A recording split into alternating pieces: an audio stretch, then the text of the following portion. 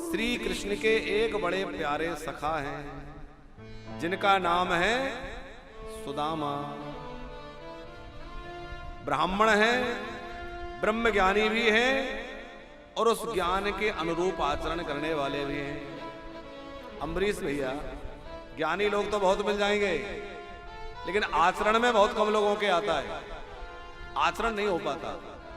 हम भी यहां बैठ के बड़ी बड़ी बातें तो कर लेते लेकिन आचरण कहां हो पाता है। आचरण में आ जाए ये बहुत बड़ी बात है, जो हमारा ज्ञान है।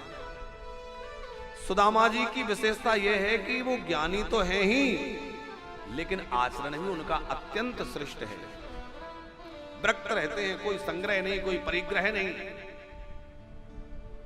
कभी मन में कोई लालसा नहीं कि ये जुटा लूं, कि ये प्राप्त कर लूं। विरक्त इंद्रियार्थेषु, अपनी इंद्रियों के लिए भोगों में कोई मन नहीं है, भोगों के प्रति कोई लालसा नहीं है। प्रशांत आत्मा, कभी नाराज नहीं होते, प्रशांत। शांत वो है जो प्रायः नाराज ना हो, क्रोध ना करे, हम शांत बना रहे। और प्रशांत माने प्रा उपसर्ग लगा हुआ है, इसका मतलब है कि क्रोध का प्रबल से प्रबल कारण उपस्थित है। कोई हमें गालियां दे रहा है, अपमान कर रहा है, तिरस्कार कर रहा है, फिर भी जो नाराज ना हो, फिर भी क्रोध ना करे, वो प्रशांत है। सुखदेव जी कहते हैं कि श्री सुदामा जी महाराज प्रशांत हैं। प्रशांतात्मा जितेंद्रिय, जितेंद्रिय हैं, इंद्रियों के ऊपर पूरा नियंत्रण है। आंख देखना चाहती है तो केवल घनश्याम को, कान सुनते हैं तो केवल कृष्ण का था। बड़े विद्वान हैं लेकिन अपने ज्ञान का प्रयोग धन कमाने के लिए नहीं करते, केवल भगवत प्रसन्नता के लिए अपने नित्य नैमित्तिक कर्मों में लगे रहते हैं। ब्राह्मण हैं, संध्योपासना करना, अग्निहोत्र करना, भगवान के भजन में लगे रहना। ब्राह्मण बालकों को वेदाध्ययन कराते हैं, जो कुछ गुरुदक्षिणा में प्राप्त हो जाता है मांगते नहीं, जो कुछ कोई श्रद्धा से दे जाए उसी से परिवार का पोषण होता है। पत्नी भी जैसा नाम है बिल्कुल वैसी ही है। क्या नाम है पत्नी का? सुशीला। और इतनी सुशील हैं कि एक जोड़ी वस्त्र में भी गुजारा कर रही हैं, कोई आभूषण नहीं है, टूटी सी झोपड़ी में रह रहे हैं लेकिन कोई चिंता नहीं। कभी कभी घर में राशन नहीं होता कि भोजन बन जाए, सुशीला सोचती है पतिदेव से आग्रह करूं, लेकिन देखती है वो तो ध्यान में बैठे हैं, भजन में बैठे हैं, अब इनसे क्या कहूं, ये भजन में लगे, इनको संसार की बातें क्या कहूं, चलो जैसे तैसे गुजारा कर लेंगे, आज का दिन व्रत ही कर लेंगे। सुशीला व्रत करके निर्वाह कर लेती है। पड़ोसन पूछती है आज तुम्हारे घर में चूल्हा नहीं जला, रसोई नहीं बनी क्या? बोले नहीं, आज तो हम लोगों का एकादशी का व्रत है। 4-6 दिन बाद फिर चूल्हा नहीं जला, बोले आज भी एकादशी है। अरे बोले कितनी एकादशी होती है? महीने में तो 2 ही होना चाहिए। सुशीला कहती है एक माह 2 पाक में 2 ही एकादशी होए, पर मेरे तो गोपाल जी नित्य एकादशी होए। ठाकुर जी की कृपा है, मेरे यहाँ तो नित्य एकादशी हो रही है, कोई शिकायत नहीं। पर एक दिन सुशीला को लगा कि जिन प्रभु का नाम जप करने से, स्मरण करने से इनको इतनी प्रसन्नता, आनंद मिलता है, यदि उन प्रभु का दर्शन करने जाएंगे तो इनको कितना आनंद मिलेगा। श्री सुदामा जी भजन से उठे, थोड़ा बहिर्मुख हुए हैं, कृष्ण कृष्ण कहते हुए बैठे हैं। सुशीला जी जल लेकर गई, जलपान करिए। और कहा भगवान आप कहते हैं कि श्री कृष्ण मेरे मित्र हैं। बोले मैं ठीक ही कहता हूं। अरे मित्र नहीं है, ऐसे बाल सखा हैं, बालकाल में हम लोग एक साथ गुरुकुल में रहते थे और फिर उनको बचपन की सारी यादें आ गई, सारी बातें सुनाने लगे। देवी हम लोग पढ़ते थे तो वो ऐसे मेरा ध्यान रखता था, मेरा ऐसा करता था, सब सुनाने लग गए। नहीं वो सब तो ठीक है, पर ये बताओ कभी मिलने का मन नहीं होता? इतना सुनते ही तो सुदामा जी के नेत्र बरसने लग गए, रोम रोम पुलकित हो गए। देवी इस हृदय में एक ही लालसा है और कोई लालसा नहीं है, एक बार कन्हैया को देखना है। कन्हैया तुम्हें एक नजर देखना है, जिधर तुम छुपे हो उधर देखना है। विदुर भीलनी के घर जो तुमने देखे श्याम, और हमारा भी घर एक नजर देखना है।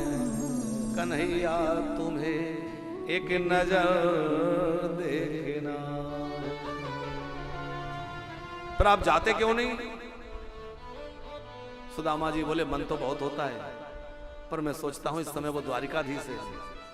मैं फटे हाल ब्राह्मण इस अवस्था में जाऊंगा, लोग पता नहीं क्या सोचेंगे, पर मैं वहां सबके सामने अपना मित्र कहूंगा कृष्ण को, तो लोग कहेंगे देखो कैसा दीनहीन ब्राह्मण का मित्र। अब वो राजा बन गए हैं, बालकाल की बातें और होती हैं। बोले स्वामी, जिन प्रभु का नाम स्मरण करते ही आप इतने गदगद हो जाते हैं, जब एक बार उनका दर्शन करेंगे कितना आनंद होगा। आप जाकर के दर्शन करेंगे तो कितना सुख मिलेगा। अब तो ये सुनकर के सुदामा के मन में दर्शन की लालसा और ज्यादा प्रबल हो गई। दर्शन की जो अभिलाषा है वो और प्रबल हो गई। ब्रह की अग्नि जो दबी हुई थी वो धधक पड़ी। अब तो कृष्ण ब्रह व्याप्त हो गया, कब मैं दर्शन कर लूं। अयम ही परमो लाभ उत्तम श्लोक दर्शनम। ये बड़ा लाभ होगा कि उत्तम श्लोक का दर्शन हो जाए। देवी मैं आज ही जाऊंगा।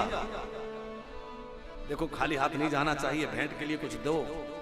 सुशीला ने सोचा घर में कुछ होता तो बात क्या थी, पर मना करो तो किस मुख से करो। देखो गृहिणी का धर्म है कि कभी भी ये ना कहे कि घर में कुछ नहीं है, कि ये नहीं है। इतना भी ध्यान रखिए कि घर में आप लोग रसोई में जो बर्तन रखते हैं, जैसे दाल का डब्बा है, चीनी का डब्बा है, आटे का डब्बा है, पूरा खाली कभी मत होने दीजिए। थोड़ा दाल उसमें डली रहे, थोड़ा चावल उसमें पड़ा रहे। साफ करना हो बात अलग है, लेकिन वैसे खाली करके नहीं रखना चाहिए। बरकत का उसमें थोड़ा ना थोड़ा वो डला रहना चाहिए। सदगृहिणी को ये बार बार नहीं कहना चाहिए घर में कुछ नहीं है। कुछ लाते हो कभी, कई बार तो ऐसा भी नाराज होकर कह देती। तो सुशीला ने एक बार भी ये नहीं कहा कि घर में कुछ है नहीं। वो चुपचाप अंदर गई, कुटिया के पीछे के रास्ते से गई और कुछ ब्राह्मणों के घर से एक एक मुट्ठी चावल उधार ले आई। मांग के नहीं, मिल जाएगा तो मैं वापस लौटा दूंगी, क्योंकि इनके पति सुदामा जी का व्रत है अयाचक व्रत, किसी से कुछ मांगते नहीं है। तो ये कैसे मांग लें, लेकिन उधारी में लेके आई है।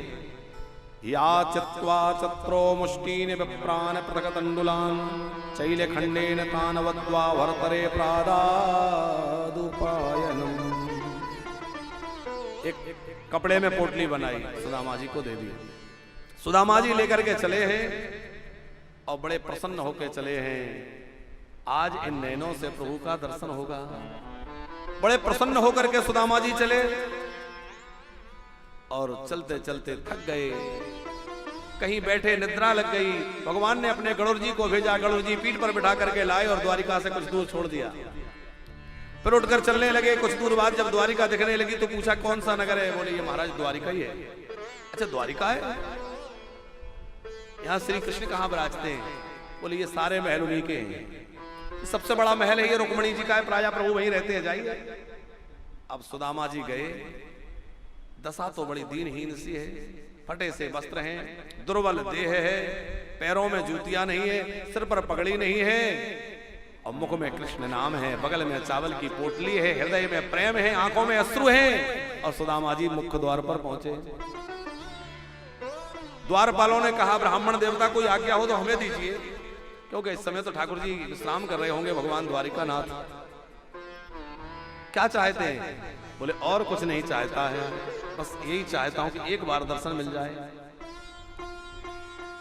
द्वारपालों ने कुछ सेवकों को भेजा। उन्होंने भगवान द्वारिका नाथ को प्रणाम करके कहा द्वार पर एक दीनहीन दुर्बल से ब्राह्मण आए हैं, लगता है कुछ विक्षिप्त से हैं। किसी से पगा न झगा तन पे, न सिर पे पगड़ी है, न सुंदर वस्त्र है, न पैरों में पादुका है। बार बार यहां वहां ताक रहे हैं, आपको अपना मित्र कह रहे हैं और अपना नाम सुदामा बोल रहे हैं। और जैसे ही कहा कि अपना नाम सुदामा ले रहे हैं, भगवान अपने सिंहासन से उठ खड़े हुए और दौड़ पड़े भगवान द्वारिका नाथ। जो ऊपर छत्र लगा था वो पीछे रह गया, जूतियां नहीं पहनी, अंग वस्त्र कहां गिर गया पता नहीं। पीछे मंत्री दौड़ रहे हैं, ये क्या हो गया? भगवान बावरे से होके दौड़ रहे हैं, एक दूसरा तीसरा चौथा पांचवा, सारे द्वार पार करते हुए 7वें द्वार पर सुदामा है वहां पहुंच गए और सुदामा को हृदय से लगा लिया। अरे मेरा मित्र आया है, देखो मेरा मित्र आया है, मेरा सुदामा आया है, हृदय से लगा लिया। फिर तो इतने प्रसन्न हुए श्री कृष्ण, बार बार अपने मित्र को हृदय से लगाते हैं। इतने दिनों बाद आए, आज तक कहां रहे, पहले क्यों नहीं आए?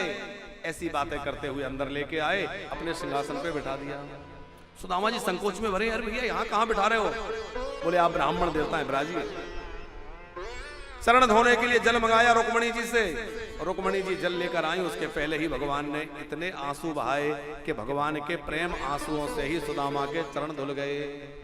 कि देखी सुदामा की दीन दशा, करुणा करके करुणा निधि रोए, पानी पराती को हाथ छुओ नहीं, और नयनन के जल सो पग धोए। नेत्रों के जल से ही सुदामा जी के चरण प्रभु ने पखार दिए।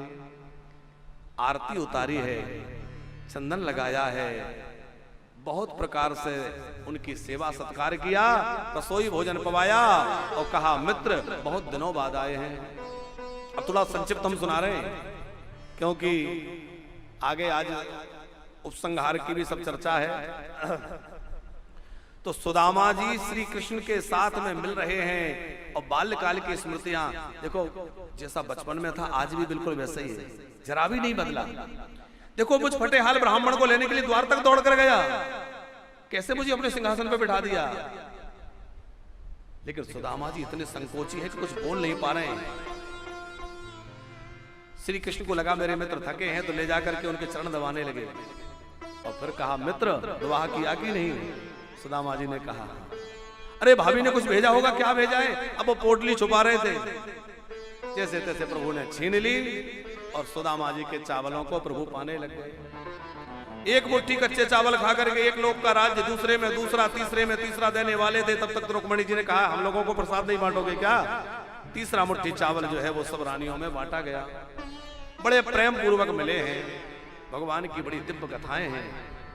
सुदामा जी और द्वारिका नाथ बड़े प्रेम से मिल रहे हैं। सब रानियां आश्चर्यचकित होकर के दर्शन कर रही हैं, ठाकुर जी चरण दबा रहे हैं, रुक्मणी जी पंखा जल रही हैं। अद्भुत दृश्य है।